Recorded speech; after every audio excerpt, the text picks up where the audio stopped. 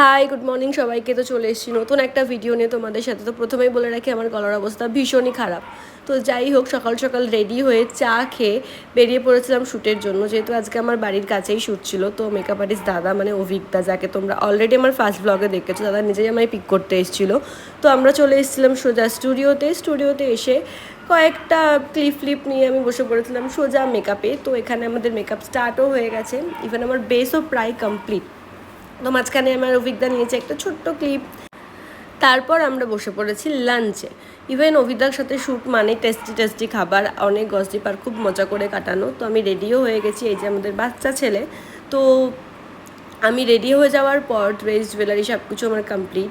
এই ছিল আজকে আমাদের শ্যুটের ফ্লোর। আজকে ফটোগ্রাফার দাদা সুদীপ্ত দাদা, যাকেও তোমরা অলরেডি আগে ফার্স্ট ব্লগে দেখেছো। আর এই দেখো আমাকে আজকে আনতে এসছে।